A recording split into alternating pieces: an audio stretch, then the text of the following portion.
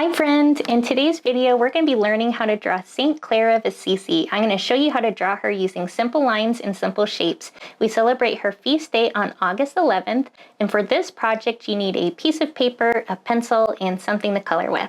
So the first thing that we're going to do is we are going to draw an oval shape for her head. So close to the top of my paper, I'm going to start off my oval, and you of course can do any head shape or size that you want on yours. So the next thing that we're going to do is we're going to be putting in these curved lines for her shoulders. So I'm going to start off with one line on the left side that comes down at a slight curve like this. And I'm going to do the same thing on the other side. I'm going to leave a little bit of space, that way she has room for a neck. And I'm going to do a slightly curved line on the right side for that shoulder. We are going to be connecting these two marks with a curved line, kind of like a smile. So I'm going to draw my curve connecting the left side over towards the right side. You often see her holding a monstrance in artwork, and because monstrances come in all shapes and sizes, you can customize yours in your artwork however you wish. Mine is kind of like a wavy circle shape. So the first thing that I'm going to do is I'm actually going to draw a circle. I'm trying to draw it lightly in pencil. That way it just serves as a guideline. Once I get the circle shape put in for my monstrance, I want to add a wavy line that goes all the way around. That way it's not just a plain circle. I want to make it a little bit fancier. So I'm going to move my pencil up and down, creating a wavy line like this, kind of keeping with the same circular shape of my guideline that I drew earlier. So you can see some of my circles still kind of peeking out here and there. And what I want to do is I'm going to erase that leftover guideline because I don't need it anymore.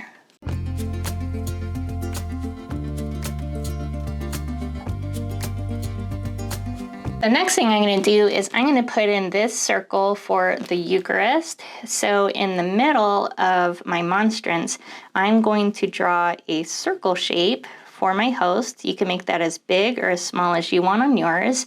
And then I'm going to draw some lines all around the circle. So what I like to do is I start off with just a couple lines like this, and then I kind of fill in the gaps with more lines, kind of like this. You can do as many or as few as you want on yours. I'm just trying to create a little bit of decoration for my monstrance. The next thing I'm going to do is I'm going to be putting in two straight up and down lines underneath where the host is. So I'm going to do one that comes down about the length of her shoulder, her little white habit, and I'm going to do a second line on the opposite side like this. So she is holding the monstrance with some fabric, and the overall shape of this kind of reminds me of a triangle. It's just a little bit wavy down at the bottom. So what I'm going to do is I'm going to start with this pointed part for where her hand is holding onto that handle of the monstrance. So I'm going to start where my monstrance ended, and I'm going to do one line that comes down at a diagonal off towards the left like this. And I'm going to do another line that comes down diagonally but towards the right. So that creates the top part of the fabric, and I want to connect these lines with a wavy line so it looks like the bottom part of some fabric. So I'm just moving my pencil in and out, up and down, creating a little bit of movement and folds of fabric. What we're going to be working on next is we're going to do this opening of her cloak. So in the middle of this white part, I'm going to do this line that comes over from the white part of her habit and stops at her monstrance. And I'm going to continue this part of her shoulder down to the fabric to kind of finish that up. I'm going to add another swooped line starting in the same spot, kind of near the middle, and I'm going to go out and towards the right, and I'm going to connect her shoulder to that line to finish up that opening of the cloak. We're going to be putting in her hand and arm. Her hand is kind of pointing towards the monstrance. And what I'm going to do is I'm going to make kind of a mitten shape to create the overall shape of her hand. So we're going to have her hand slightly overlap this fabric. So I'm going to do a longer line that comes across the fabric like this.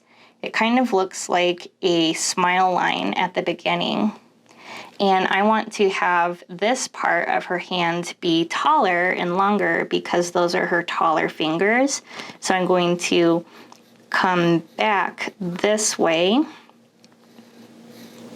creating that first part of my hand. And I'm going to do a smaller curved line for her thumb. And once I get her thumb drawn out, I'm going to connect it to the back part of her hand. So it creates a mitten shape. And because I have this line kind of going through her hands where my fabric originally was, I'm just going to erase that line because I no longer need it. I can see a little bit of her finger showing on this part of her hand. So I'm going to add one line on my mitten shape, and that just kind of breaks the hands into a couple fingers, but I'm not going to see all 5 because her hand is turned off towards the side. So starting over here on the side of the hand that's closer to the thumb, I'm going to do a diagonal line that connects from her hand to this part of the cloak right here. And on the opposite side of her hand at the bottom, I'm going to do another diagonal line that comes over towards the cloak, but before I reach the edge, I'm going to have it curve up slightly to create the shape of her elbow.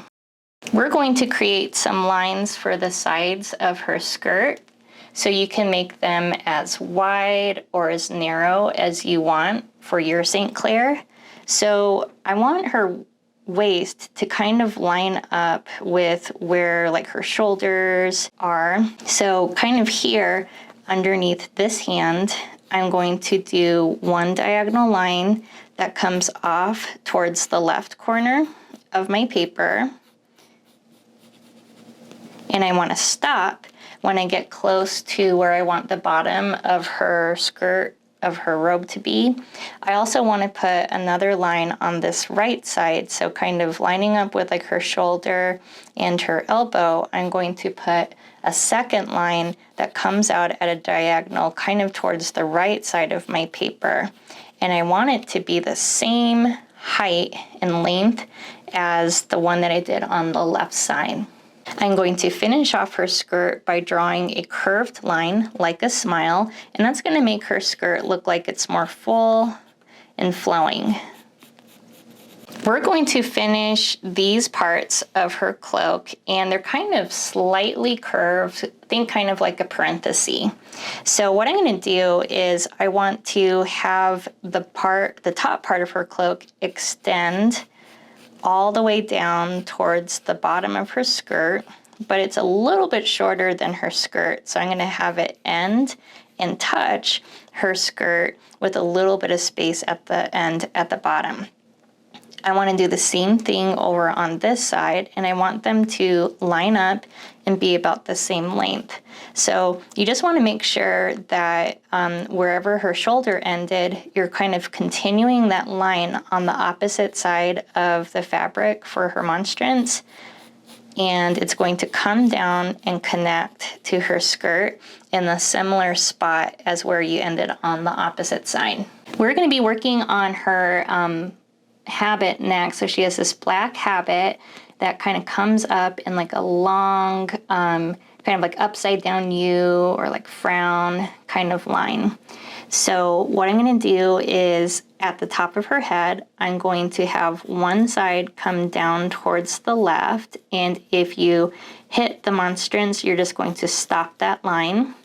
And we're going to do the same thing kind of on this opposite side. So I'm starting at the top of her head, and I'm creating a long curved line that comes down towards her side, and I'm going to have it stop when I hit her cloak. We need to put in another curved line, kind of like an upside down U. So I'm going to start at her monstrance, leaving just a little bit of space between that first line I drew and this one. I'm going to come up in a curve shape, kind of like a frown or a rainbow. And I'm going to continue that line past the edges of her oval head, and I'm going to stop when I hit her body. These lines of her head, I don't need those anymore, so I can erase those with my eraser. And the last thing that we're going to do to finish up her habit is we're going to do this opening here in this white part. So you're going to draw another oval shape inside of your oval head shape. You're just leaving a little bit of space showing. And once you get that all drawn out, we can start to work on her face. So I just did a simple face for my Saint Clare. You, of course, can change up the look of her face however you wish. Right about the middle of her head, I'm going to put in 2 circles for her eyes. And I'm going to put in a nose. So halfway in between where her eyes are and where her chin is, I want to start off with a little curved line, kind of like a smile, but this is actually going to be the bottom part of her nose. I think I'm going to do mine just a smidge higher, kind of like this. And I can see the edge of her nose over here on this left side. So kind of close to where her eye is on that left side of her face, I'm going to do a slightly curved line that connects to that bottom edge of her nose. And that creates a little bit of the side edge. Above her eyes, I can put 2 curved lines, kind of like frowns, for her eyebrows. And in between the bottom of her nose and where her chin is, about halfway, I'm going to put a simple smile. So I'm going to do one line that's a little bit bigger for the top part of her mouth, kind of like this main smiling crease. You can make it as long or as short as you want it to be. I'm going to make it just slightly longer over on this right side. And then underneath that smiling mouth, I'm going to put one more little line underneath, and that's creating the hint of her bottom lip. So whenever you finish drawing your Saint Clare, unless there's any other changes that you want to make to your drawing, you can go ahead and start to color her. You can use your favorite art supplies. I'm going to be using markers because that's what shows up well on camera. And when I use markers, I love to use black pens kind of like this because they're great for outlining my artwork and making it pop up a little better.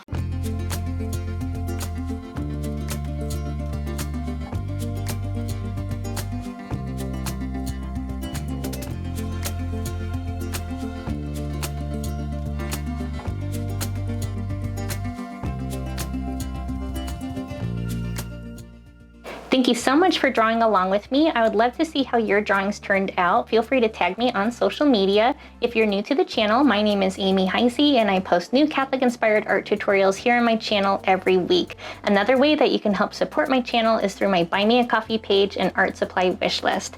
I want to remind you that you are loved, God loves you very much, and He loves your artwork very much. Thank you so much for drawing along with me, and I'll see you in the next video.